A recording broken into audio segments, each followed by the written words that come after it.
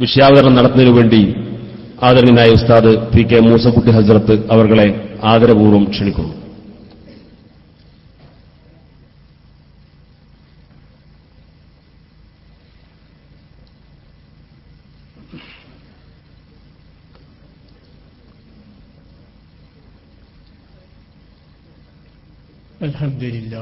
അൽഹംദുലില്ലാഹി വകഫാ വസ്സലാത്തു വസ്സലാമു അലാ റസൂലിഹിൽ മുസ്തഫാ വഅലാ ആലിഹി വഅസ്ഹാബിഹി വമൻ തമസ്സക ബിഹദീഹിം വഖ്തഫാ അമ്മാ ബഅദ് ഖദ് ഖാല റസൂലുള്ളാഹി സ്വല്ലല്ലാഹു അലൈഹി വസല്ലം ഇന്നല്ലാഹ ഹറമ അലൽ അർദി അൻ തഅകുല അജ്സാദൽ അംബിയാ.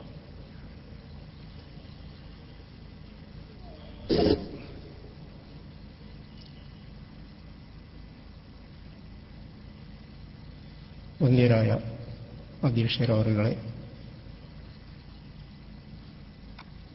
വേദിയിൽ പ്രവൃത്തരായ പണ്ഡിതരെ, സാദാത്തുക്കളെ, ഈ പരിപാടിയുടെ സംഘാടകരെ, മാന്യ സദസ്യരെ, അസ്സലാമു അലൈക്കും വറഹ്മത്തുള്ളാഹി വബറകാതുഹു.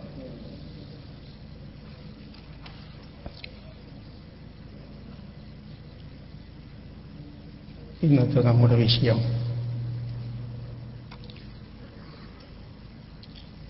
മുഅ്ജിസത്ത്, കറാമത്ത്. ഇത് മുറിഞ്ഞു പോകുമോ ഇല്ലയോ?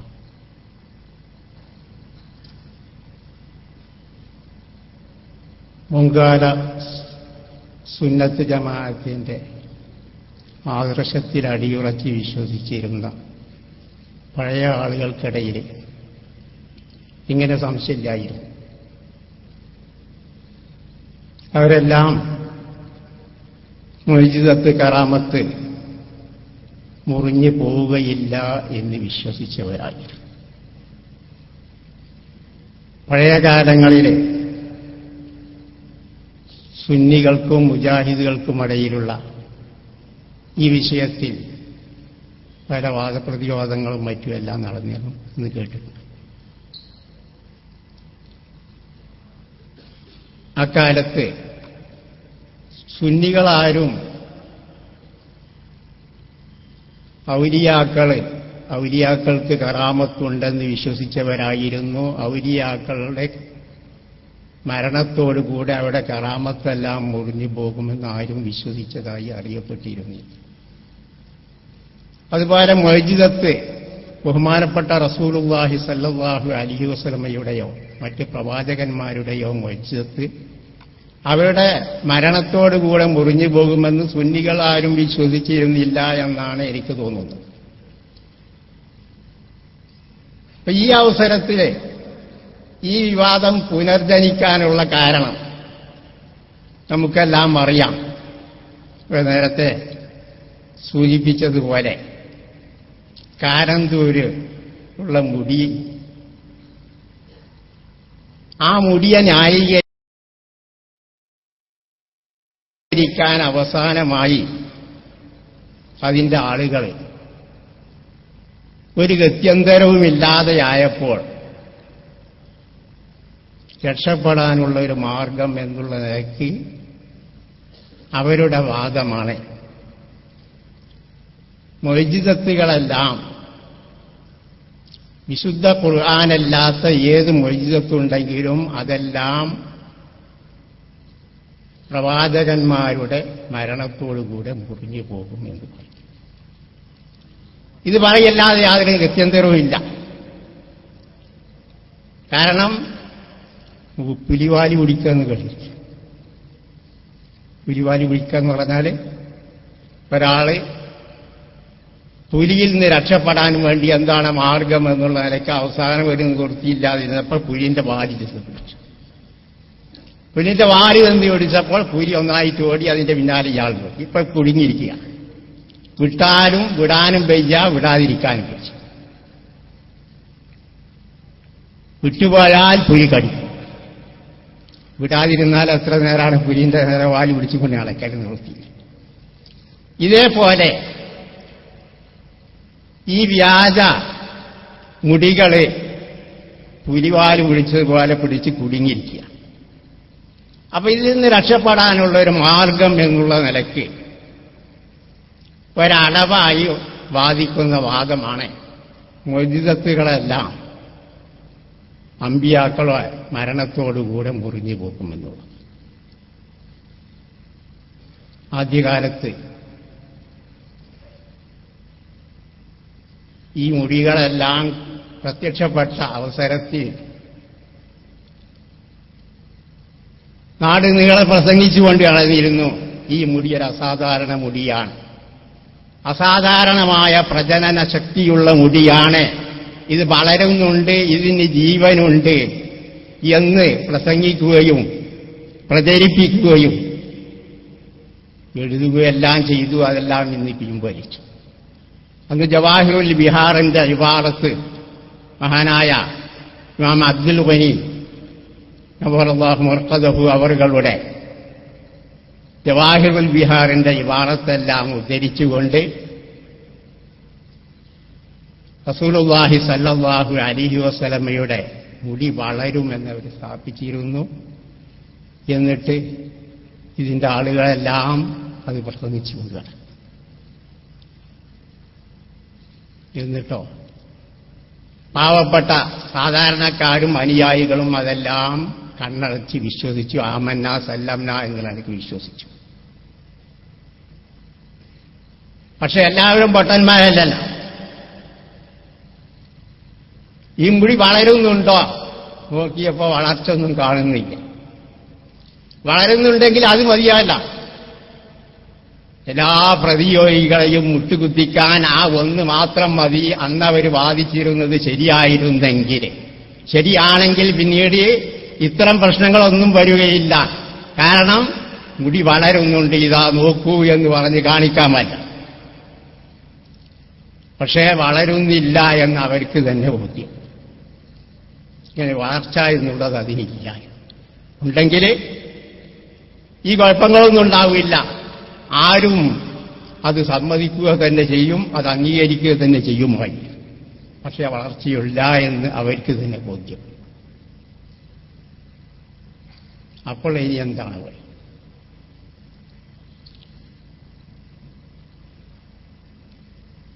വളരുന്നില്ല.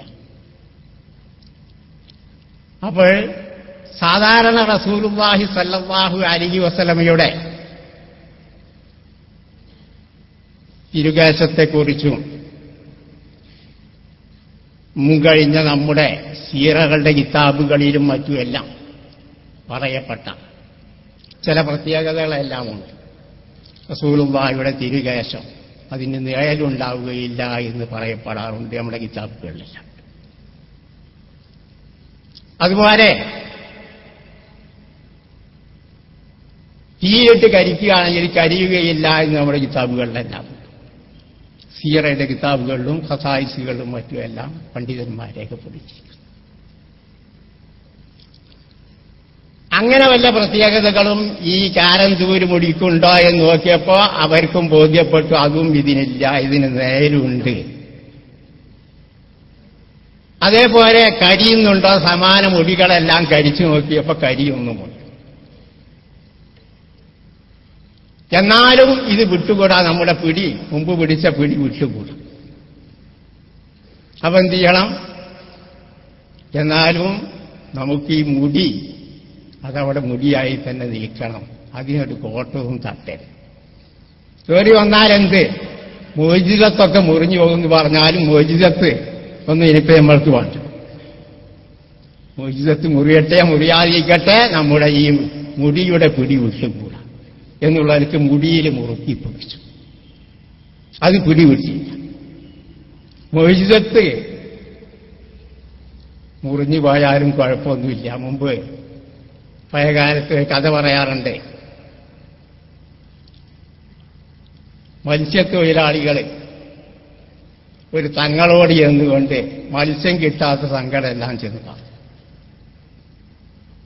കടപ്പുറത്തുള്ള മത്സ്യത്തൊഴിലാളികൾ മത്സ്യം വേണ്ടതുപോലെ കിട്ടുന്നില്ല എന്നുള്ള സങ്കടം പറഞ്ഞു. തങ്ങളെ വളരെ ബഹുമാനത്തോടുകൂടി കൊണ്ടുവന്ന് മത്സ്യം പിടിക്കാൻ പോകുന്ന തോണിയിൽ തങ്ങളെയും കയറ്റിക്കൊണ്ട് കടലിലേക്ക് കൊണ്ടുപോകും. തങ്ങളുടെ ബർക്കത്ത് കൊണ്ടോ ദ്വാ കൊണ്ടോ എന്താവട്ടെ കണക്കിലധികം മത്സ്യങ്ങൾ ഉദ്ദേശിച്ചതിലും മത്സ്യം കിട്ടി. പിന്നെ മത്സ്യം വിടാൻ സ്ഥലമില്ലാതോ ഇനി എന്ത് ചെയ്യും? അവസാനം തങ്ങളെ പിടിച്ച് കടലിലേക്ക് തള്ളി. ഇപ്പൊ തങ്ങളൊന്നും വേണ്ട, നമുക്ക് മത്സ്യം കിട്ടുക എന്നുള്ളതാണല്ലോ വേണ്ടത്. അതാണ് സ്വാർത്ഥത. അതേപോലെ മൊയ്ജിദത്ത് കറാമത്തുകളെ പറ്റിയെല്ലാം നാടുനീളെ പ്രസംഗിച്ചുകൊണ്ട് നടന്നിരുന്നതായ ആളുകൾക്ക് ഇനിയിപ്പോ അങ്ങനെ മൊയ്ജിദത്തൊന്നും വേണ്ട, മൊയ്ജിദത്തൊക്കെ മുറിഞ്ഞാലും കുഴപ്പമൊന്നുമില്ല, നമ്മളുടെ മുടി ശരിയാണ്. അപ്പോൾ ആദ്യമായി മൊയ്ജിദത്ത് മുറിയുമോ ഇല്ലയോ? എന്താണ് മൊയ്ജിദത്ത്? മൊയ്ജിദത്ത് മുറിയുമോ ഇല്ലയോ എന്നറിയണമെങ്കിൽ മൊയ്ജിദത്തിന്റെ നിർവചനം എന്ത്? പണ്ഡിതന്മാര് മൊയ്ജിദത്തിന് എന്ത് നിർവചനമാണ് പറഞ്ഞത്? അത് നാം ശ്രദ്ധിക്കേണ്ടതുണ്ട്.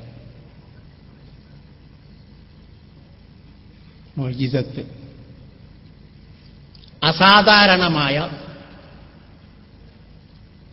ഒരു സംഭവം, ഞാൻ അള്ളാഹുവിന്റെ ദൂതനാണ് എന്ന് വാദിക്കുന്ന ഒരാളിൽ നിന്നുണ്ടാകുന്ന അസാധാരണ സംഭവങ്ങൾക്കാണ് മൊയ്ജിദത്ത് എന്ന് പറയുന്നത്. അംറുൻ ഖാരിഖുൽ ആദത്തി മഖ്റൂനും ബിത്തഹദ്ദി എന്ന് അറബിയിൽ നിർവചിക്കപ്പെടുന്നു. അംറുൻ ഖാരിഖുൽ ആദ എന്ന് പറഞ്ഞാൽ അസാധാരണ സംഭവം എന്ന് പറഞ്ഞാൽ സാധാരണക്കെതിരായി സംഭവിക്കുന്ന ഒരു സംഭവം എന്ന്. സാധാരണക്കെതിരി എന്ന് പറഞ്ഞാൽ സാധാരണഗതിയിൽ ലോകത്ത് സംഭവിക്കുന്ന എല്ലാ കാര്യങ്ങളും കാര്യകാരണ ബന്ധത്തിന്റെ അടിസ്ഥാനത്തിലാണെന്ന് നമുക്കറിയാം. ഏത് കാര്യം സംഭവിക്കുകയാണെങ്കിലും അതിനൊരു കാരണമുണ്ടായി. അസ്ബാബു മുസബ്ബബാത്ത്, കാരണങ്ങളും കാര്യങ്ങളും. അപ്പൊ കാരണമുണ്ടായേ കാര്യമുണ്ടാകൂ. ഇതാണ് സാധാരണഗതിയിൽ സംഭവിക്കപ്പെടും. എന്നാൽ മൊയ്ജിദത്ത് എന്ന് പറഞ്ഞാൽ ഈ സാധാരണക്കെതിരായി സംഭവിക്കലാണ്. എന്ന് പറഞ്ഞാൽ കാരണമുണ്ട്, കാര്യമുണ്ടായി. അല്ലെങ്കിൽ അതിന്റെ മറിച്ച് സാധാരണ കാരണമുണ്ടായിട്ടും കാര്യമുണ്ടാകുന്നില്ല. കാരണമുണ്ട്, കാര്യമില്ല. അല്ലെങ്കിൽ അതിന്റെ മറിച്ച് എന്ന് പറഞ്ഞാൽ കാര്യമുണ്ട്, സാധാരണ കാരണമില്ല. ഇത് രണ്ടുമാണ് അസാധാരണം എന്ന് പറഞ്ഞത്. പറഞ്ഞാൽ സബബുണ്ട്, മുസബ്ബബില്ല. അറബിയിൽ പറഞ്ഞാൽ സബബുണ്ട്, മുസബ്ബബില്ല എന്ന് പറഞ്ഞാൽ കാരണമുണ്ട് എന്നിട്ടും കാര്യമുണ്ടായി. ഉദാഹരണം, സാധാരണ കരിക്കലുണ്ടാവണമെങ്കിൽ തീ തൊടണം. അപ്പൊ തീ തൊടുക എന്നുള്ളത് കരിക്കാനുള്ള സബബാണ്, കാരണം. എന്നിട്ട് തീ തൊട്ടു എന്നിട്ടും കരിച്ചില്ല, കരിയലുണ്ടായി. അപ്പോൾ ഇതൊരു അസാധാരണ സംഭവം. ഇതുപോലെ നമ്രൂദിന്റെ അഗ്നികുണ്ഡത്തിൽ മഹാനായ ഇബ്രാഹിം നബി അലിഹിസ്സലാമിന് ഇടപെട്ടപ്പോൾ ഉൽനായാനാറു കൂരി ഫർദൻ വസലാമൻ അലാ ഇബ്രാഹിം എന്ന് പറഞ്ഞ ഇബ്രാഹിം നബി അലിഹിസ്സലാമിന് കരിക്കലുണ്ടായി. അപ്പോൾ ഇതൊരു അസാധാരണ സംഭവമാണ്. പറഞ്ഞാൽ കാരണമുണ്ട് എന്നിട്ട് കാര്യമുണ്ടായി.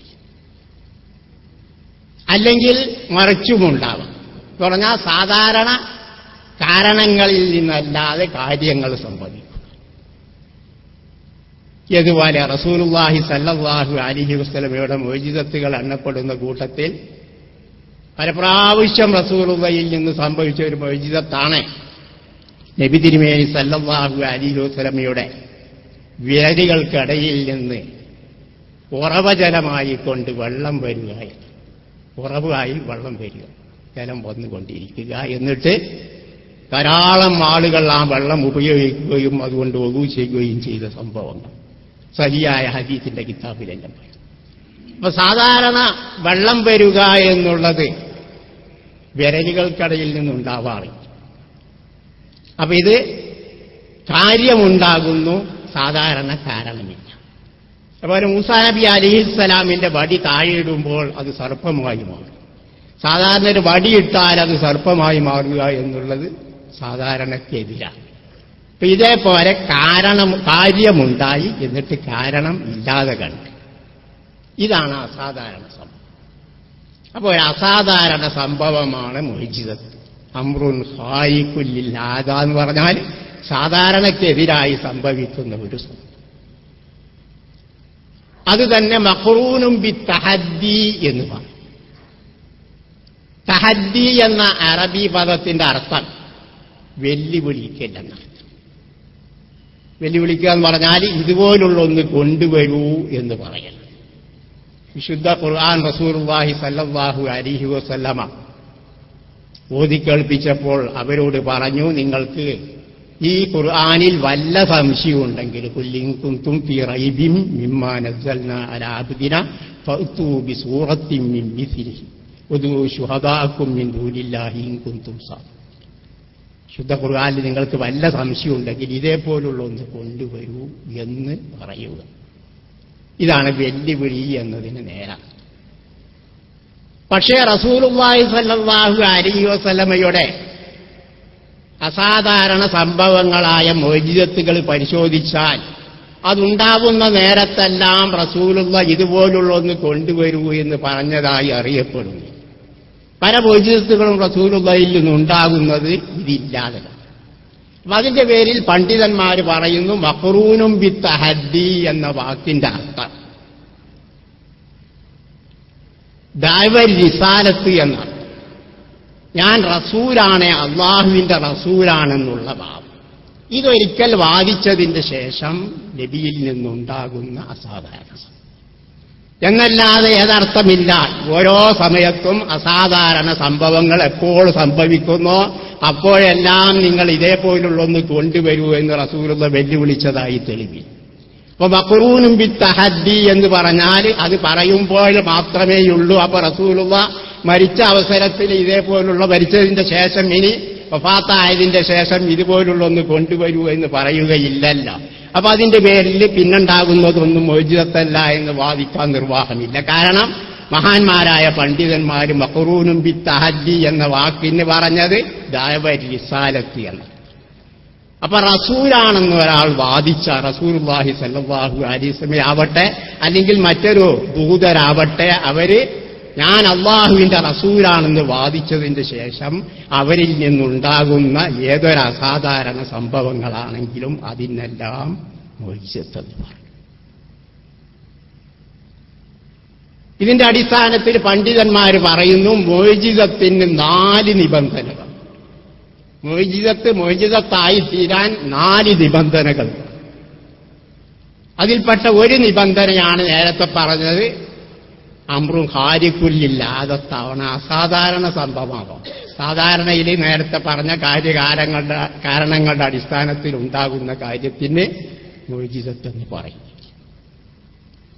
രണ്ടാമത്തത് റസൂലിൽ റിസാലത്ത് വാദിക്കണം. ഞാൻ അള്ളാഹുവിന്റെ ദൂതനാണെന്നൊരാൾ വാദിക്കുമ്പോൾ അവരിൽ നിന്നായിരിക്കണം ഉണ്ടാകുന്നത്. രണ്ടാമത്തത്. മൂന്നാമത്തത് ഇതിന് സമാനമായ ഒന്ന് കൊണ്ടുവരാൻ മറ്റൊരാൾക്കും കഴിയാതിരിക്കുന്നു. ഇത് മൂന്നാമത്തെ നിബന്ധന.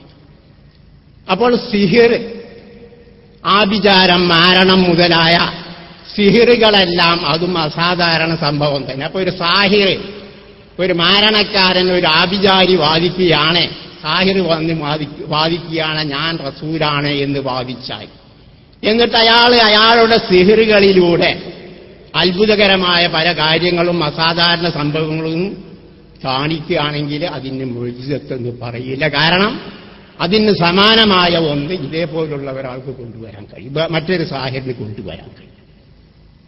അപ്പൊ ഇതാണ് മൂന്നാം നിബന്ധന. നാലാം നിബന്ധന, അദ്ദേഹം കൊണ്ടുവരുന്ന അസാധാരണ സംഭവങ്ങൾ അദ്ദേഹത്തിന്റെ വാദത്തിന് അനുകൂലമായി, അദ്ദേഹത്തിന്റെ വാദം സ്ഥാപിക്കുന്നതായിരിക്കാം. എന്ന് പറഞ്ഞാൽ മുസൈലമത്തുൽ കദ്ദാബ് വ്യാജ പ്രവാചകൻ, റസൂലുള്ളാഹി സല്ലല്ലാഹു അലൈഹി വസല്ലമയുടെ കാലത്ത് തന്നെ പ്രവാചകനാണെന്ന് വാദിച്ചു വന്ന മുസൈലമത്തുൽ കദ്ദാബ് ഇയാള് റസൂലുള്ളാഹി സല്ലല്ലാഹു അലൈഹി വസല്ലമയോട് അനുകരിച്ചുകൊണ്ട് പ്രവർത്തിച്ചിരുന്നു. റസൂലുള്ളാഹി എങ്ങനെയാണ് ചെയ്തു അതേപോലൊക്കെ ചെയ്യാൻ തുടങ്ങി. വെള്ളമില്ലാത്ത കിണറിൽ റസൂലുള്ളാഹി സല്ലല്ലാഹു അലൈഹി വസല്ലമ തുപ്പാറുണ്ട്. അപ്പോൾ അതിൽ കണക്കിലധികം വെള്ളം ഉണ്ടാവാം. അപ്പൊ ഇതനുസരിച്ച് മുസൈലമത്തുൽ കദ്ദാബും വെള്ളമില്ലാത്ത കിണറിൽ തുപ്പിയപ്പോഴുള്ള വെള്ളം കൂടി വഹിക്കും. മറ്റൊരു റിവായത്തനുസരിച്ച് പറയുന്നു ആ വെള്ളമെല്ലാം ഉപ്പുവെള്ളമായി മാറി. അതുവരെ വദു ചെയ്തുകൊണ്ട് ഈത്തപ്പന വെള്ളത്തിനെ വെള്ളമൊഴിച്ചപ്പോൾ ആ ഈത്തപ്പന മരമെല്ലാം ഉണങ്ങിപ്പോയി. കണ്ണുവേദനയുള്ള ഒരാളുടെ കണ്ണിൽ തടകിയപ്പോൾ അയാളുടെ കണ്ണെല്ലാം പോയി, അയാൾ അന്ധനായി. അപ്പൊ ഇതെല്ലാം ഇത് അസാധാരണ സംഭവമാണ്. പക്ഷേ അയാളുടെ വാദത്തിന് അനുകൂലമല്ല. ആ വാദം ഞാൻ നബിയാണ് എന്ന വാദത്തിന് അനുകൂലമല്ല. എനിക്കങ്ങനെ 4 നിബന്ധനകളാണ് പണ്ഡിതന്മാരും മുഅ്ജിസത്തിന് പറഞ്ഞു. അപ്പൊ ഇതാണ് മുഅ്ജിസത്ത്. അപ്പൊ റസൂലാണെന്ന് വാദിക്കുന്ന ഒരാളിൽ നിന്നുണ്ടാകുന്ന അസാധാരണ സംഭവം. അപ്പൊ ഈ സംഭവങ്ങൾ മുറിഞ്ഞു പോകുമോ ഇല്ലയോ? ഇതാണല്ലേ നമ്മുടെ ചർച്ചാ വിഷയം. ഇത് മുറിഞ്ഞു പോവുകയാണെങ്കിൽ, മുറിഞ്ഞു പോയി എന്ന് സമ്മതിക്കുകയാണെങ്കിൽ ശരിയാണ്. അതായത് കാരന്തൂരിലെ മുടി റസൂലുള്ളാഹിയുടെ മുടിയാണ് എന്നതിന് തെളിവായിക്കൊണ്ട്, കാരണം ഈ പ്രത്യേകതകളൊന്നും അതിന് കാണുന്നില്ല. മുമ്പ് വാദിച്ചിരുന്നതായ അതിന്റെ പ്രചരണ ശക്തി കാണുന്നില്ല. അതേപോലെ നേരുണ്ടാവുകയില്ല എന്ന് പറയുന്നത് അതില്ല, അത് കാണുന്നില്ല. അതേപോലുള്ളതൊന്നും മറ്റ് പ്രത്യേകതകളൊന്നും കാണാതിരിക്കുമ്പോൾ മൊയ്തുകളെല്ലാം മുറിഞ്ഞു പോകും എന്ന് വാദിക്കുമ്പോൾ ശരിയാണ്. ആ വിഷയത്തിൽ ആ നിലയ്ക്ക് രക്ഷപ്പെട്ടെങ്കിലും അതിനേക്കാൾ വലിയൊരു കുഴപ്പം ഇവിടെ സംഭവിച്ചു. എന്താണ്? എന്നാ പിന്നെ ഈ മുടിക്ക് വേണ്ടി മുടി മുക്കിയ വള്ളത്തിന് വേണ്ടി ആരും പോകേണ്ടതില്ലല്ലോ. എന്തുകൊണ്ട്? വെറും ഒരു സാധാരണ മുടിയുടെ സ്ഥാനം അതിന്. എന്നാ പിന്നെ ഈ കുപ്പിക്കണക്കിന് വെള്ളം, അത് മുക്കിയ വെള്ളം വാങ്ങാൻ വേണ്ടി ആരും പോകേണ്ടതില്ല. കാരണം അതൊരു സാധാരണ മുടി മാത്രമാണ്. അതിനൊരു പ്രത്യേകതയില്ല, ഒരു മുഅ്ജിസത്തുമില്ല. അപ്പൊ ഈ മുഅ്ജിസത്തില്ലാത്ത ഒരു പ്രത്യേകതയില്ലാത്ത ഈ മുടി മുക്കിയ വെള്ളത്തിന് പിന്നെ എന്തിനാണ് പോകുന്നത്? അപ്പൊ അതിന്റെ പേരിൽ രണ്ടാലൊന്ന് സമ്മതിക്കണതായി. ഒന്നുകിൽ മുഅ്ജിസത്ത് മുറിയുകയില്ല എന്ന് പറഞ്ഞു. മുഅ്ജിസത്ത് മുറിയില്ല എന്ന് പറഞ്ഞാൽ പിന്നീട് ഇത് വ്യാജ മുടിയാണ് എന്ന് പറഞ്ഞായി. മുഅ്ജിസത്ത് മുറിയില്ല എന്ന് സമ്മതിക്കുകയാണെങ്കിൽ മുടിന്റെ പ്രത്യേകത ഒന്നിനില്ലല്ലോ. അപ്പൊ ഇത് വ്യാജ മുടിക്കാണ് സംഭവിക്കുക. ഒന്നുകിൽ ഇത് ഒരു മാർഗം. അല്ലെങ്കിൽ മുഅ്ജിസത്ത് മുറിയുമെന്ന് പറയും. മുഅ്ജിസത്ത് മുറിയുമെന്ന് പറഞ്ഞാൽ പിന്നീട് ഈ മുടി മുക്കിയ വെള്ളത്തിന് ആരും വരേണ്ടതില്ല. രണ്ടാലൊന്ന് സമ്മതിച്ചേ തീരും. മുഅ്ജിസത്ത് മുറിഞ്ഞു പോവുകയാണെങ്കിൽ മഹാനായ ഖാലിദ് ബിൻ വലീദ് റളിയല്ലാഹു അൻഹു, നിങ്ങളെല്ലാം കേട്ട ചരിത്രമായിരിക്കും. യർമൂക്ക് യുദ്ധത്തിൽ ഖാലിദ് ബിൻ വലീദ് അദ്ദേഹം ധരിച്ചിരുന്ന തൊപ്പി അവിടെ വീണുപോയി, കാണാതെ പോയി. അദ്ദേഹം വളരെ വിഷമിച്ചുകൊണ്ട് അതെവിടെയാണെന്ന് തെരഞ്ഞെടുത്ത് കയ്യിൽ കിട്ടിയപ്പോൾ സന്തോഷത്തോടുകൂടി അദ്ദേഹം പറഞ്ഞ ചരിത്രമാണ്.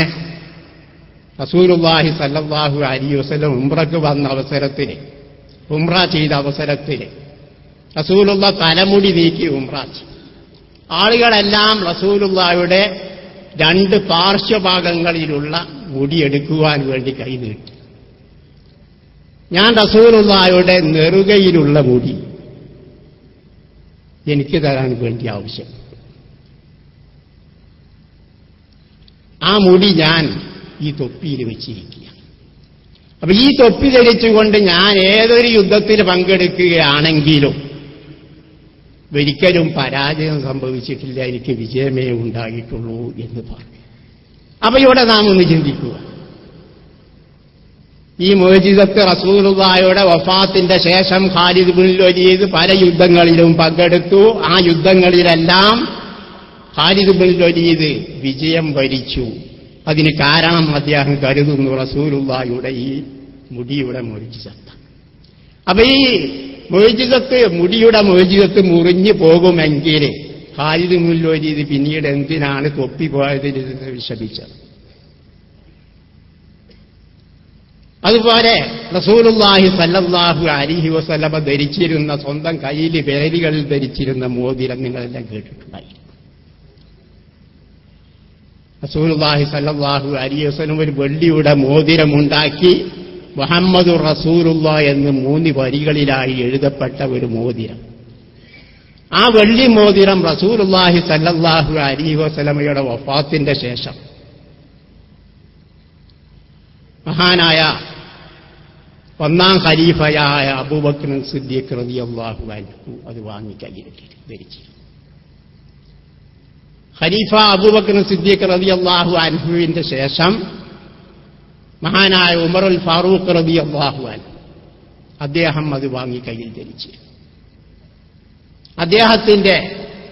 അദ്ദേഹത്തെ കൊലപ്പെടുത്തിയതിന്റെ ശേഷം, അദ്ദേഹത്തിന്റെ മരണാനന്തരം മഹാനായ ഉസ്മാൻ ഇബ്നു അഫ്ഫാൻ റളിയല്ലാഹു അൻഹു 3ാം ഖലീഫ അത് വാങ്ങി ധരിച്ചു. 6 വർഷം അദ്ദേഹം ആ മോതിരം ധരിച്ചു. അന്ന് അദ്ദേഹത്തിന് യാതൊരു പ്രശ്നവും ഇല്ലായിരുന്നു. വളരെ സുഖകരമായി, സന്തോഷകരമായി അദ്ദേഹം ഖിലാഫത്ത് കൈകാര്യം ചെയ്തു.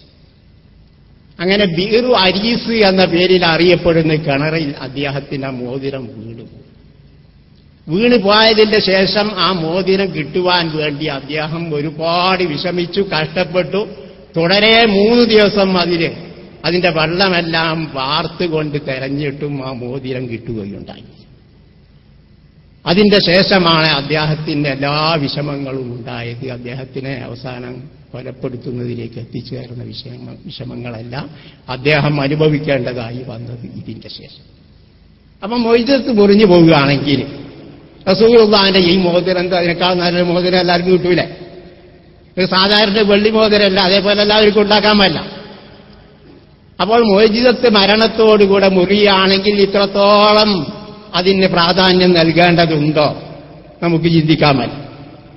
അപ്പോൾ റസൂലുള്ളാഹി സ്വല്ലല്ലാഹു അലൈഹി വസല്ലമ,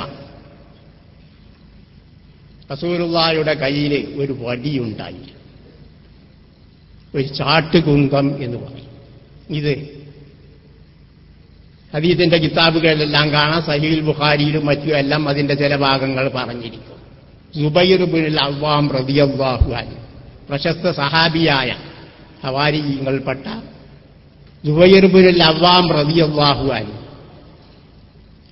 അദ്ദേഹം ബദർ യുദ്ധത്തിന് വന്നപ്പോൾ അബൂദാത്തുൽ കരിശ് എന്ന പേരിൽ അറിയപ്പെടുന്ന ഉഖബത്ത് വീര ദ്വന്ദ്വയുദ്ധത്തിന് വിളിച്ചുകൊണ്ട് വന്നു. അവനെ കൊലപ്പെടുത്തുവാൻ വേണ്ടി സുബൈർ റളിയല്ലാഹു അൻഹു പൂർണ്ണ ആയുധധാരിയായിക്കൊണ്ട് വന്നു. ഉഖബത്തിന്റെ ശരീരത്തിന്റെ ഒരു ഭാഗവും കാണുന്നില്ല, കണ്ണ് മാത്രമേ കാണുന്നു. അപ്പൊ ഈ ചാട്ടുകുന്തം കൊണ്ട് കണ്ണിൽ കുത്തുകയും അവൻ മരണപ്പെടുകയും ചെയ്യും. മരണപ്പെട്ടതിന്റെ ശേഷം ഞാൻ എന്റെ കുന്തം പറിച്ചെടുക്കുവാൻ വേണ്ടി വളരെ പണിപ്പെട്ട് പറിച്ചെടുത്തപ്പോഴേക്ക് അതിന്റെ മൊന മടങ്ങിപ്പോയി എന്ന് പറയും. ആ കുന്തമാണ് റസൂലുള്ളാഹി സ്വല്ലല്ലാഹു അലൈഹി വസല്ലമ വായ്പയായിക്കൊണ്ട് സുബൈർ റളിയല്ലാഹു അൻഹുവിൽ നിന്ന് വാങ്ങിയത്. റസൂലുള്ളാഹിയുടെ ജീവിതകാലത്ത് റസൂലുള്ളാഹി ആ വടി, ആ കുന്തം ഉപയോഗിച്ചു. റസൂലുള്ളാഹിയുടെ മരണാനന്തരം വഫാത്തിന്റെ ശേഷം വീണ്ടും സുബൈർ റളിയല്ലാഹു അൻഹു അത് വാങ്ങി തിരിച്ചു വാങ്ങി. പിന്നീട് അബൂബക്കർ റളിയല്ലാഹു അൻഹുവിന്റെ ഖിലാഫത്ത് കാലത്ത് അദ്ദേഹം വായ്പയായിക്കൊണ്ട് സുബൈർ റളിയല്ലാഹു അൻഹുവിനോട് അത് വാങ്ങി. അബൂബക്കർ റളിയല്ലാഹു അൻഹുവിന്റെ മരണാനന്തരം വീണ്ടും അത് സുബൈർ റളിയല്ലാഹു അൻഹു തന്നെ വാങ്ങുകയും പിന്നീട് അദ്ദേഹത്തോട് വായ്പയായിക്കൊണ്ട് ഉമർ റളിയല്ലാഹു അൻഹു ചോദിച്ചു വാ, പിന്നീട് ഉസ്മാൻ ഇബ്നു അഫ്ഫാൻ ചോദിച്ചു വാ എന്ന് പറയും. പിന്നീട് അലി റളിയല്ലാഹു അൻഹു ചോദിച്ചു. അപ്പോൾ ഈ കുന്തത്തിന് ഇത്രത്തോളം പ്രത്യേകത എന്ത്? മോചിതത്ത് മുറിഞ്ഞു പോകുമെങ്കിൽ ഇതിന് യാതൊരു വലിയ സാധാരണ വടി പോലെ അതിനേക്കാൾ നല്ലൊരു വടി ഉണ്ടായിക്കൂടെ?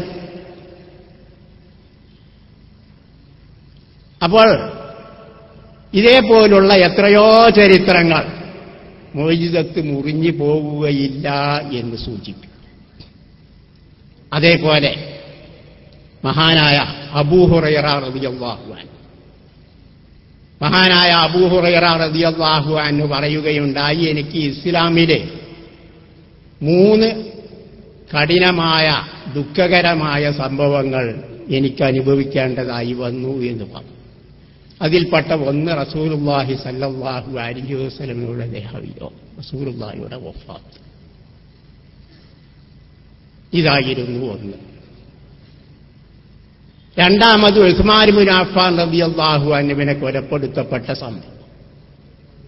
മൂന്നാമത്തത് എന്റെ ഭക്ഷണസഞ്ചി എന്ന് പറഞ്ഞു. ഇങ്ങനെ 3 കാര്യം, എനിക്ക് വളരെ ദുഃഖകരമായ 3 കാര്യം എന്റെ ജീവിതത്തിൽ സംഭവിച്ചു എന്ന് അബൂ ഹുറൈറ റളിയല്ലാഹു അൻഹു പറഞ്ഞു. ഒന്ന് റസൂലുള്ളാഹിയുടെ വഫാത്ത്, രണ്ടാമതായി ഉസ്മാൻ ഇബ്നു അഫ്ഫാൻ റളിയല്ലാഹു അൻഹുവിനെ കൊലപ്പെടുത്തിയതും, മൂന്നാമതായി എന്റെ ഭക്ഷണസഞ്ചിയാണ്. ഭക്ഷണസഞ്ചി എന്താണ് എന്ന് അദ്ദേഹത്തോട് ചോദിച്ചപ്പോൾ, കുറെ കാരക്കകൾ ഒരു സഞ്ചിയിലിട്ടുകൊണ്ട് ഞാൻ എപ്പോഴും എന്റെ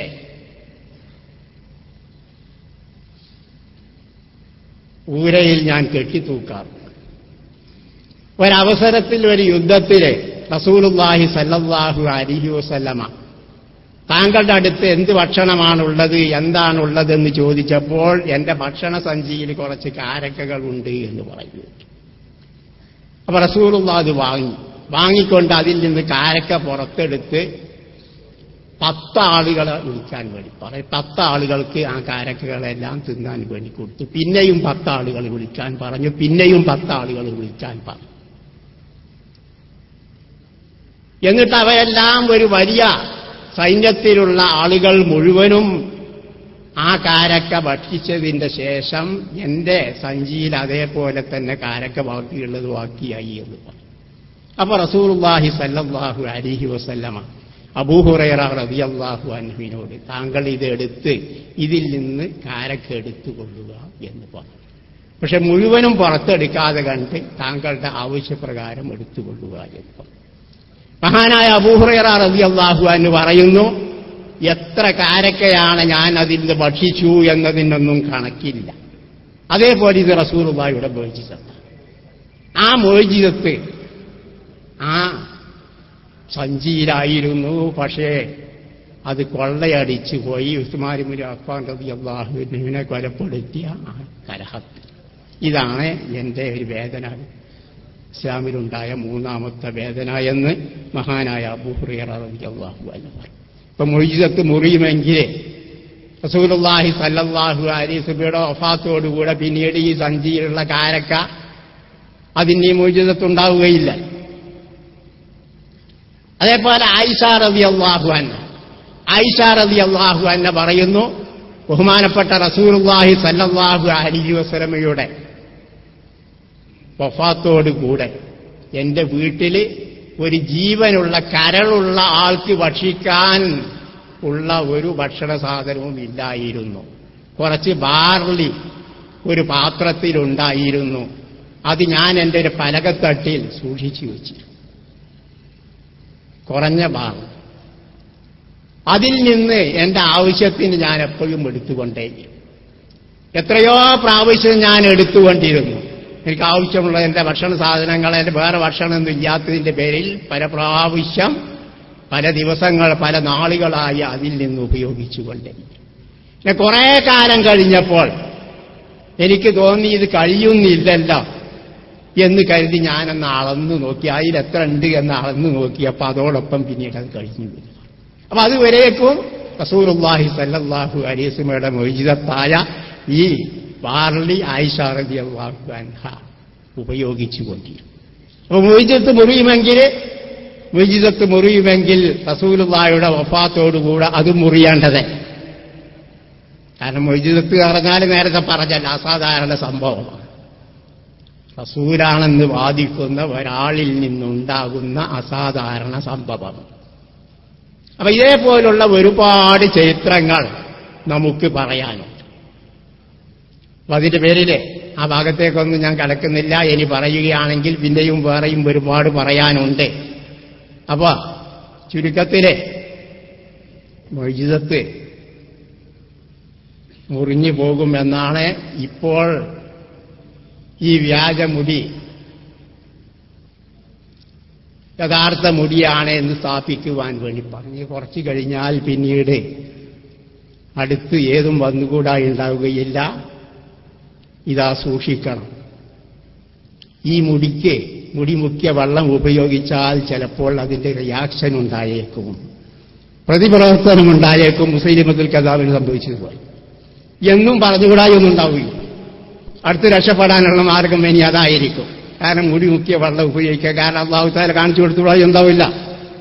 മുസൈലിമത്തുൽ കദ്ദാബ് യഥാർത്ഥ നബിയല്ല, കള്ള നബിയാണെന്ന് കാണിച്ചു കൊടുക്കാൻ വേണ്ടിയാണ് അല്ലാഹു തആല ചെയ്തത്. അതേപോലെ ഈ മുടിയെല്ലാം ഇനി ആ മുടി മുക്കി അതിന്റെ വെള്ളം കുടിച്ച ആളുകൾക്കെല്ലാം എന്തെങ്കിലും രോഗമുണ്ട്. അപ്പൊ അതിന്റെ പേരിൽ ആ മുടി സൂക്ഷിക്കണം, അത് കണ്ണിലൊഴിക്കരുത്, ചിലപ്പോൾ കണ്ണ് പൊട്ടിപ്പോയേക്കും, അല്ലെങ്കിൽ അത് കുടിക്കരുത്, വേറെ എന്തെങ്കിലും രോഗമുണ്ടായേക്കും എന്ന് പറഞ്ഞുകൂടാ ഒന്നും ഉണ്ടാവില്ല. അടുത്ത് രക്ഷപ്പെടാനുള്ള മാർഗം അതായിരിക്കും. അല്ലാഹു തആല രക്ഷിക്കുമാറാവും. അതുപോലെ കൂടുതൽ സമയമില്ല, ഒന്ന് രണ്ട് ഇനി കറാമത്ത് മുറിയുമോ എന്നതിൽ ഒന്ന് രണ്ട് സംഭവങ്ങൾ കൂടി പറഞ്ഞുകൊണ്ട് ഞാൻ എന്റെ സംസാരം അവസാനിപ്പിക്കുകയാണ്. കറാമത്തും മുഅ്ജിസത്തും തമ്മിലുള്ള വ്യത്യാസം. നേരത്തെ പറഞ്ഞ അസാധാരണ സംഭവം തന്നെയാണ് കറാമത്ത്. പക്ഷെ നബിയിൽ നിന്നുണ്ടാകുന്നതിന്റെ സ്ഥാനത്ത് വലിയിൽ നിന്ന് സംഭവിക്കുകയാണെങ്കിൽ അതാണ് കറാമത്ത് എന്ന് പറയുന്നത്. മുഅ്ജിസത്താകുമ്പോൾ ഞാൻ റസൂലാണ് നബിയാണെന്നുള്ള വാദമുണ്ടാവണം. കറാമത്താകുമ്പോൾ അത് വേണ്ടതില്ല. അല്ലാഹു സുബ്ഹാനഹു വ തആലയിൽ വിശ്വസിക്കുകയും വളരെ സൂക്ഷ്മത പാലിക്കുകയും ചെയ്യുന്നതായ അള്ളാഹുവിന്റെ ഇഷ്ടപ്പെട്ട അള്ളാഹുവിന്റെ ദാസന്മാരായ അള്ളാഹുവിന്റെ ഔലിയാഇന് അള്ളാഹു പ്രത്യേകമായി നൽകിയ അസാധാരണ സംഭവങ്ങളാണല്ലോ കറാമത്ത് എന്ന് പറയും. അപ്പൊ കറാമത്തും മുഅ്ജിസത്തും തമ്മിൽ വ്യത്യാസം ഈ ഒരു വ്യത്യാസം മാത്രമേ ഉള്ളൂ. ഒന്നത് ദഅവത്ത് റിസാലത്ത് എന്നത് മുഅ്ജിസത്തിനുണ്ട്, കറാമത്തിന്റെ അതിൽ. അപ്പൊ കറാമത്ത് മുറിയുമോ ഇല്ലയോ? മരണത്തോടുകൂടെ കറാമത്ത് മുറിയില്ല എന്നതിന്റെ എത്രയോ ചരിത്രങ്ങൾ സാക്ഷിയാണ്. അതിൽ നിന്ന് സഹാബത്തിന്റെ കാലത്ത് സംഭവിച്ചതായ ഒന്ന് രണ്ട് സംഭവങ്ങൾ. മഹാനായ സാബുബുൽ ജത്താമ ഒരു അറിയപ്പെട്ട സഹാബിയ. അദ്ദേഹത്തിന്റെ ഒരു കൂട്ടുകാരൻ സഹോദരനാണ് ഔഫ് ബിൻ മാലിക്. ഇവർ രണ്ടുപേരും പരസ്പരം സഹോദരന്മാരാണ്, സ്നേഹിതന്മാരായി. അപ്പൊ അവർ പറയുകയുണ്ടായി, ഔഫ് റളിയല്ലാഹു അൻഹു സാബ് റളിയല്ലാഹു അൻഹുവിനോട് പറയുകയുണ്ടായി, നമ്മിൽ നിന്ന് ആദ്യമായി ആരാണ് മരിക്കുന്നതെങ്കിൽ പിന്നീട് സംഭവിക്കുന്ന കാര്യങ്ങളെല്ലാം മറ്റുള്ള ജീവിച്ചിരിക്കുന്ന ആൾക്ക് സ്വപ്നത്തിൽ കാണിച്ചു തരണം, സ്വപ്നത്തിൽ വന്ന് ആ സംഭവങ്ങളെല്ലാം പറഞ്ഞു തരണം എന്ന് പറഞ്ഞു. അങ്ങനെ ആദ്യമായി മരിച്ചത് സാബ് ബിൻ ജസ്സാമ റളിയല്ലാഹു അൻഹു. അദ്ദേഹം മരണപ്പെടുകയുണ്ട്. മരണപ്പെട്ടതിന്റെ ശേഷം ഔഫ് ബിൻ മാലിക് റളിയല്ലാഹു അൻഹു ഒരിക്കൽ അദ്ദേഹത്തെ സ്വപ്നത്തിൽ കാണുകയുണ്ട്. സ്വപ്നത്തിൽ കണ്ടപ്പോൾ അദ്ദേഹം ചോദിച്ചു, എന്ത് സംഭവിച്ചു? മാ ഫഅലല്ലാഹു ബിക, അള്ളാഹു താങ്കളെ പറ്റി എന്ത് ചെയ്തു എന്ന് പറഞ്ഞാൽ അള്ളാഹു എനിക്ക് പുറത്തു വന്നു കുറെ വിഷമങ്ങൾക്ക് ശേഷം. അപ്പൊ അദ്ദേഹത്തിന്റെ കഴുത്തിൽ ഒരു കറുത്ത പാടുകൾ, ഇതെന്താണ് എന്ന് ചോദിച്ചു. ഞാനൊരു ജൂതനിൽ, അദ്ദേഹം പറഞ്ഞു, ഞാൻ ഒരു ജൂതനിൽ നിന്ന് 10 പൊന്ന് കടം വാങ്ങി. 10 പൊന്ന് ഞാനൊരു ജൂതനിൽ നിന്ന് കടം വാങ്ങുകയുണ്ടായി. ആ പൊന്നുകൾ എന്റെ അമ്പ് കുറ്റിയിലുണ്ട്. അമ്പുകളെല്ലാം സൂക്ഷിക്കുന്ന ഒരു കുറ്റിയുണ്ട്, ഒരു സഞ്ചിയുണ്ട്. ആ സഞ്ചിയിലുണ്ട് ആ 10 പൊൻ.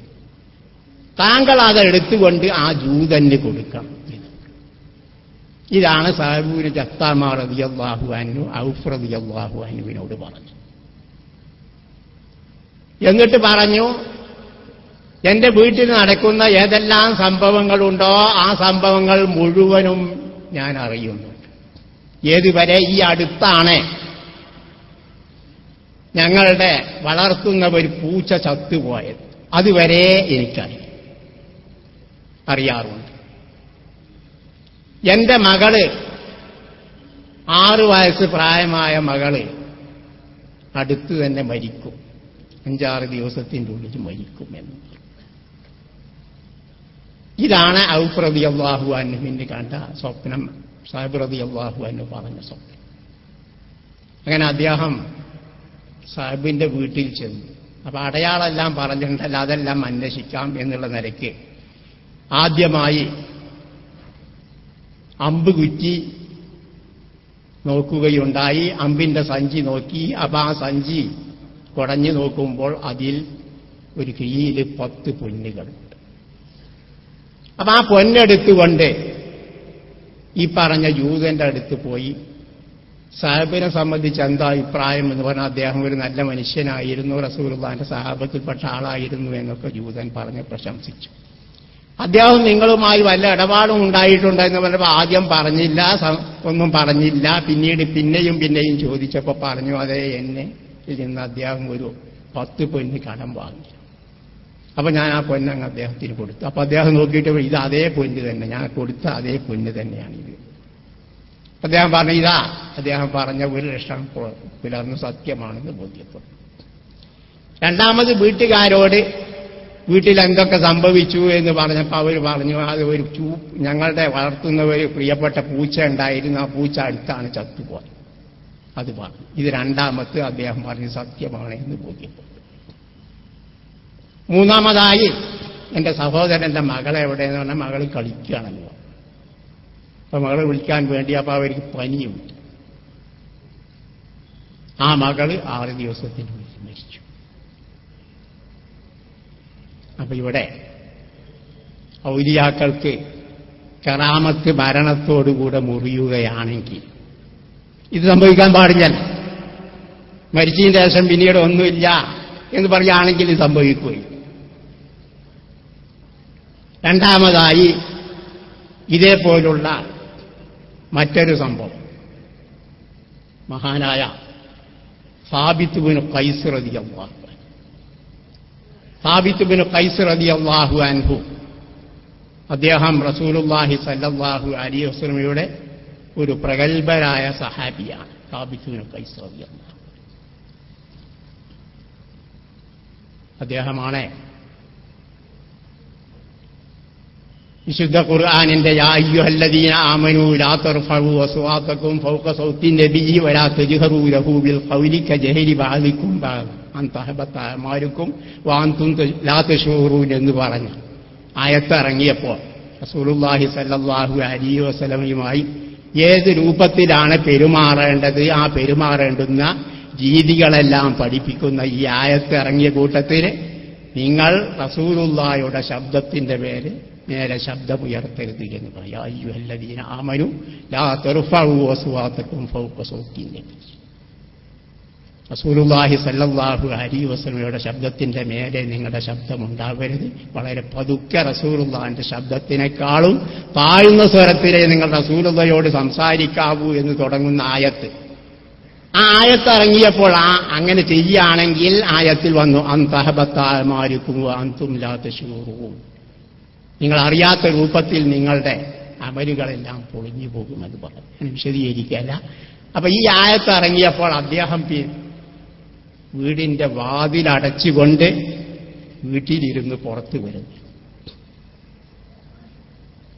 പള്ളിയിലേക്കൊന്നും വരാതെ കുറെ വാതിലടച്ച് വീട്ടിന്റെ ഉള്ളിൽ തന്നെ അദ്ദേഹം കൂടുകയാണ്. കാരണം എന്താണ് എന്ന് അന്വേഷിച്ചു. റസൂലുള്ളാഹി ഇദ്ദേഹത്തെ പറ്റി അന്വേഷിച്ചപ്പോൾ എന്റെ അമലുകളെല്ലാം പൊടിഞ്ഞു പോയിരിക്കുകയാണ്. കാരണം ഞാൻ വലിയ ശബ്ദത്തിൽ സംസാരിക്കുന്നതാണ്.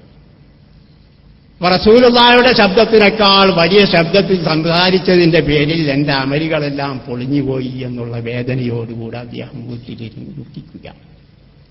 ആ സ്വഹാബി അതാണ് സാബിത്ത് ഇബ്നു ഖൈസ് റളിയല്ലാഹു. അദ്ദേഹം അപ്പൊ റസൂലുള്ളാഹി അന്ന് പറഞ്ഞു, താങ്കൾ അതിൽ പെട്ട ആളെ, താങ്കൾ സ്തുതിയാർഹനായിക്കൊണ്ട് ജീവിക്കുകയും രക്തസാക്ഷിയായി താങ്കളെ കൊല്ലപ്പെടുകയും ചെയ്യും.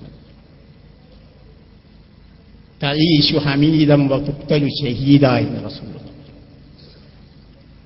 അങ്ങനെ റസൂലുള്ളാഹി സ്വല്ലല്ലാഹു അലൈഹി വസല്ലമയുടെ വഫാത്തിന്റെ ശേഷം മുസൈലിമത്തുൽ കദ്ദാബ് നേരത്തെ പറഞ്ഞല്ല, മുസൈലിമത്തുൽ കദ്ദാബ് വ്യാജ പ്രവാചകനാണെന്ന് വന്നു പറഞ്ഞപ്പോൾ, ആ വാദവുമായി പുറത്തു വന്നപ്പോൾ അവനോട് നേരിടുവാൻ വേണ്ടി മഹാന്മാരായ സ്വഹാബത്ത്, മഹാനായ ഖലീഫ അബൂബക്കർ സിദ്ദീഖ് റളിയല്ലാഹു അൻഹുവിന്റെ കാലത്ത് അവനോട് യുദ്ധം ചെയ്യുവാൻ വേണ്ടി പുറപ്പെട്ടതെല്ലാം ചരിത്രം അറിയുന്നവർക്കറിയാം. ആ യുദ്ധത്തിൽ മഹാനായ സാബിത്ത് ഇബ്നു ഖൈസ് റളിയല്ലാഹു അൻഹുവും പുറപ്പെട്ടു. യുദ്ധത്തിന്റെ ആദ്യവേളകളിൽ മുസ്ലിങ്ങൾക്ക് പരാജയമാണ്. ബനൂ ഹനീഫ ഗോത്രക്കാര് മുഴുവനും ഒന്നായി വന്ന് മുസ്ലിങ്ങളെ നേരിടുകയും മുസ്ലിങ്ങൾ പിന്തിരിഞ്ഞോടേണ്ടുന്ന അവസ്ഥ വന്നു. അപ്പോൾ മഹാനായ സാബിത്ത് ഇബ്നു ഖൈസും അതേപോലെ കുറച്ച് സഹാബത്തെല്ലാം പറഞ്ഞു, ഞങ്ങൾ ഇങ്ങനെയല്ലായിരുന്നു റസൂലുള്ളാഹിന്റെ കാലത്ത് ചെയ്തിരുന്നത് എന്ന് പറഞ്ഞ് ഭൂമിയിലൊരു കുഴി കുഴിച്ചു. പിന്തിരിഞ്ഞോടാതിരിക്കുവാൻ വേണ്ടി ഭൂമിയിലൊരു കുഴി കുഴിച്ചു. എന്നിട്ട് ഉറച്ചു നിന്നുകൊണ്ട് കാൽ ഒട്ടും തെറ്റിക്കാതെ കണ്ട് ഉറച്ചു നിന്നുകൊണ്ട് ശത്രുക്കളോട് പോരാടി വിജയം വരിച്ച, അങ്ങനെ അദ്ദേഹം കൊല്ലപ്പെട്ടു. സാബിത്ത് ഇബ്നു ഖൈസ് റളിയല്ലാഹു അൻഹു ആ യുദ്ധത്തിൽ കൊല്ലപ്പെട്ടു. അതേ സാബിത്ത് ഇബ്നു ഖൈസ് റളിയല്ലാഹു അൻഹു അദ്ദേഹത്തെ മുസ്ലിങ്ങളിൽപ്പെട്ട ഒരാൾ സ്വപ്നം കാണില്ല. ഞാൻ ഇന്നലെ കൊല്ലപ്പെട്ടപ്പോൾ ഒരു നല്ല പടയങ്കി ഞാൻ ധരിച്ചു. വളരെ വിലപ്പെട്ട ഒരു പടയങ്കി എന്റെ ദേഹത്തിലുണ്ടായി. ആ പടയങ്കി മുസ്ലിങ്ങളിൽപ്പെട്ട ഒരാള് കട്ടെടുത്ത് അത് എടുത്തു കൊണ്ടുപോയി അയാൾ ഒരു സ്ഥലത്ത് സൂക്ഷിച്ചു വച്ചിരിക്കുകയാണ്. അതിന്റെ അടുത്ത് ഒരു കുതിരയെ കെട്ടിയിരിക്കുന്നു. കുതിര അതിന്റെ കയറിൽ വേഞ്ഞു തിന്നുകൊണ്ടിരിക്കുന്നുണ്ട്. ഈ പടയങ്കിയുടെ മേലെ അദ്ദേഹം ഒരു പാചകപാത്രം കമഴ്ത്തി വച്ചിരിക്കുന്നു. അപ്പൊ അത് എടുത്തുകൊണ്ട് താങ്കൾ അത് എടുക്കണം എന്ന് ആ യുദ്ധത്തിന്റെ അമീറായ ഖാലിദ് ബിൻ വലീദ് റളിയല്ലാഹു അൻഹുവിനോട് താങ്കൾ ഈ വിവരം പറയാം, എന്നിട്ട് ആ പടയങ്കി എടുക്കണം. ഇതാണ് മഹാനായ സാബിത്ത് റളിയല്ലാഹു അൻഹുവിന്റെ വസിയ്യത്ത്. മാത്രമല്ല, മദീനയിൽ ചെന്നതിന്റെ ശേഷം ഖലീഫ അബൂബക്കർ സിദ്ദീഖ് റളിയല്ലാഹു അൻഹു അദ്ദേഹത്തോട് പറയണം, എനിക്ക് കുറെ കടങ്ങളുണ്ട്, ആ കടങ്ങളെല്ലാം വീട്ടാൻ വേണ്ടി പറയണം. ഇതാണ് ഇദ്ദേഹം സ്വപ്നത്തിൽ കണ്ടത്. ഇദ്ദേഹത്തിന്റെ സ്വപ്നത്തിൽ കണ്ടതനുസരിച്ച് ചെന്ന് നോക്കുമ്പോൾ ഇതേപോലെ തന്നെ ആ പടയങ്കി കണ്ടുപിടിക്കാൻ കഴിഞ്ഞു. അതെടുത്ത് ഖാലിദ് ബിൻ വലീദിന്റെ അടുത്ത് കൊടുത്തു. മദീനയിൽ ചെന്നതിന്റെ ശേഷം ഖലീഫ അബൂബക്കർ റളിയല്ലാഹു അൻഹുവിനോട് പറഞ്ഞു, മരണത്തിന്റെ ശേഷവും അദ്ദേഹത്തിന്റെ വസിയ്യത്ത് ഈ സ്വപ്ന ദർശനത്തിന്റെ കാരണമായിക്കൊണ്ട് അതിന്റെ അടിസ്ഥാനത്തിൽ നടപ്പിൽ വരുത്തിയെന്ന് പറഞ്ഞു. ഇവിടെ നോക്കുക, സാബിത്ത് റളിയല്ലാഹു അൻഹു മരണത്തോടുകൂടെ കറാമത്ത് മുറിയുകയാണെങ്കിൽ സംഭവിക്കാൻ നിർവാഹമില്ലല്ലോ. ഇതേപോലുള്ള ധാരാളം സംഭവങ്ങൾ സ്വഹാബത്തിന്റെ ശേഷവും അതേപോലെ താബീങ്ങളുടെ ശേഷവും തബഉ താബീങ്ങളുടെ ശേഷവും എല്ലാം സംഭവിച്ചിട്ടുണ്ട്.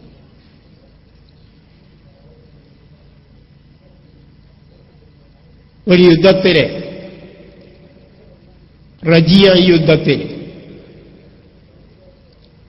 മഹാനായ ആമിർ ബിൻ ഫുഹൈറത്ത് അബൂബക്കർ റളിയല്ലാഹു അൻഹുവിന്റെ മൗല റസൂലുള്ളാഹി സ്വല്ലല്ലാഹു അലൈഹി വസല്ലമ മദീനയിലേക്ക് ഹിജ്റ പോയ അവസരത്തിൽ റസൂലുള്ളാഹിന്റെ കൂടെയുണ്ടായിരുന്ന അബൂബക്കർ റളിയല്ലാഹു അൻഹുവിന്റെ കൂടെയുണ്ടായിരുന്ന ആളാണ് ആമിർ ബിൻ ഫുഹൈറ.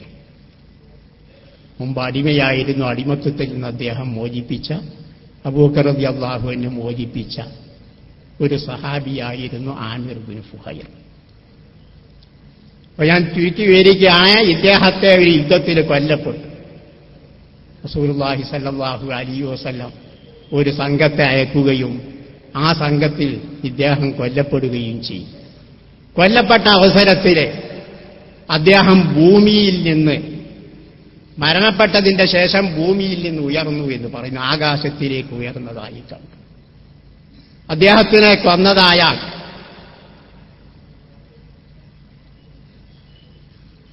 അദ്ദേഹത്തെ കൊല്ലുവാൻ കാരണക്കാരനായ ആള് പരപ്രാവശ്യം ഈ ആമിർ ഇബ്നു ഫുഹൈറയെ പറ്റി ചോദിച്ചു, ഇദ്ദേഹം ആരാണ്, എന്താണ് അദ്ദേഹത്തിന്റെ അവസ്ഥ ചോദിച്ചപ്പോൾ പറഞ്ഞു, അദ്ദേഹം ഭൂമിയിൽ നിന്ന് മരണത്തിന്റെ ശേഷം ഉയരുന്നതായി കണ്ടു.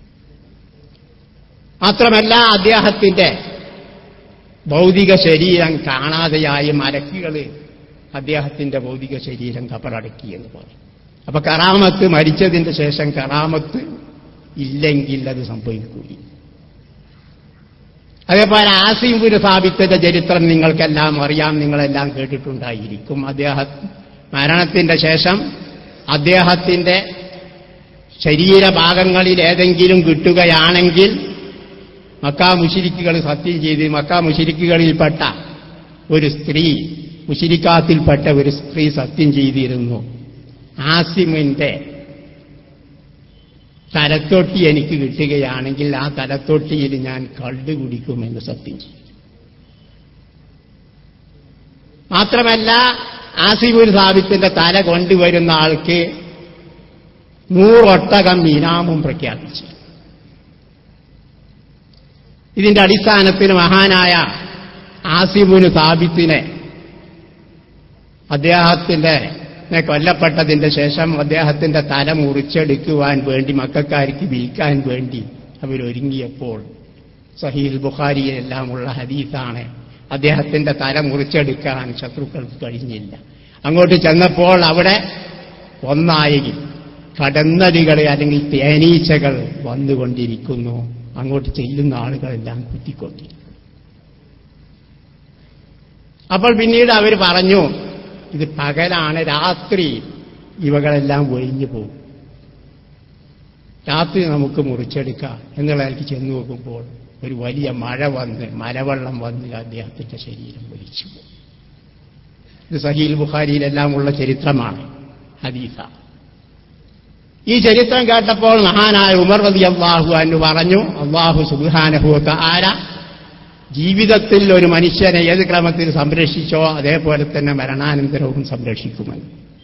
അപ്പൊ ഇതേപോലെ ഒരുപാട് ചരിത്രങ്ങൾ നടത്താനുണ്ട്. അല്ലാഹു സുബ്ഹാനഹു വ തആല നമ്മെ യഥാർത്ഥ സത്യവിശ്വാസികളുടെ കൂട്ടത്തിൽ പെടുത്തിരുമാറാവട്ടെ. അഹ്ലുസുന്നത്തി വൽ ജമാഅത്തിന്റെ മാർഗത്തിൽ പിൻപറ്റി യഥാർത്ഥ അഹ്ലുസുന്നത്തി വൽ ജമാഅത്തിന്റെ അനുയായികളായി ജീവിപ്പിച്ചിരുമാറാവട്ടെ. اللهم أرنا الحق حقا وارزقنا اتباعه وأرنا الباطل باطلا وارزقنا اجتنابه.